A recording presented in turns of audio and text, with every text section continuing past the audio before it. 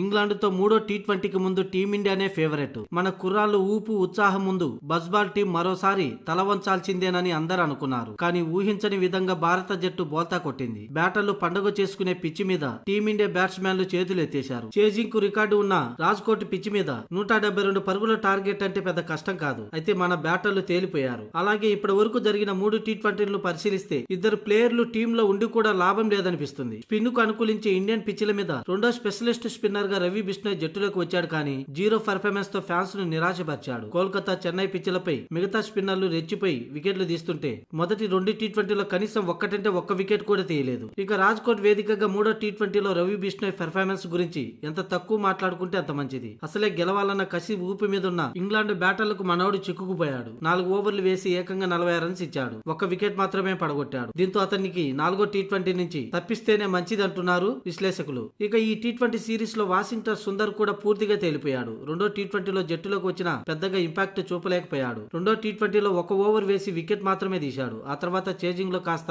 సహాయపడ్డా మూడో టీ20లో మాత్రం పరమ జిడ్డు ప్లేయర్ గా మారాడు. అటు బౌలింగ్ ఇటు బ్యాటింగ్ తో ఫెయిల్ అయ్యాడు. ఈ మూడో టీ20లో కూడా ఒకే ఒక్క ఓవర్ వేసి ఏకంగా 15 పరుగులు ఇచ్చాడు. దీంతో కెప్టెన్ సూర్య సుందర్ కు బౌలింగ్ ఇవ్వడం మానేశాడు. ఇక బ్యాటింగ్ ఆర్డర్ లో ప్రమోషన్ వచ్చినా దానిని వాడుకోలేదు. ధ్రువ్ జురేల్ కంటే ముందే బ్యాటింగ్ వచ్చి టెస్టు మ్యాచ్ లాగా ఆడాడు. 15 బంతులు ఆడి 6 పరుగులు మాత్రమే చేసి తీవ్రంగా నిరాశపరిచాడు. దీంతో ఇలాంటి జిడ్డు ఆల్రౌండర్ టీంలో అవసరమా అనే అభిప్రాయం వ్యక్తమవుతుంది. దీంతో అటు రవి బిష్ణోయ్ ఇటు వాషింగ్టన్ సుందర్ ని 4వ టీ20 నుంచి తప్పిస్తేనే టీమిండియాకు విజయ అవకాశాలు ఉంటాయి. అయితే ఈ విషయంపై మేనేజ్మెంట్ కూడా పునరాలోచన చేసే అవకాశం ఉంది. ఎందుకంటే టీమిండియా బెంచ్ మీద మరో ఇద్దరు ఫాస్ట్ ఆల్రౌండర్లు కాచు కూర్చున్నారు. రమణదీప్ సింగ్, శివన్ దుబేలు అటు బౌలింగ్ ఇటు బ్యాట్ తోనూ సత్తా చాటగలరు. మరి ముఖ్యంగా ఈ ఇద్దరు పరమ హిట్టింగ్ బ్యాటర్స్. అయితే ఇప్పటి వరకు జరిగిన 3 టీ20లోనూ స్పిన్నర్లే ప్రధాన అస్త్రంగా టీం మేనేజ్మెంట్ బరిలోకి దింపుతుంది. గానీ వరుణ్ చక్రవర్తి మాత్రమే వికెట్లు తీస్తూ టీమిండియాకు కీ ప్లేయర్ గా మారాడు. ఇక అక్షర్ పటేల్ బౌలింగ్ తో కాస్త కూస్తా పర్వాలేదనిపిస్తున్న బ్యాటింగ్ లో విఫలమవుతున్నాడు. అంటే మిగతా 2 మ్యాచ్ల్లో స్పిన్నర్లనే ప్రామాణికంగా తీసుకోకుండా ఫాస్ట్ బౌలర్లకి ప్లేయింగ్ 11 లో చోటు కల్పిస్తే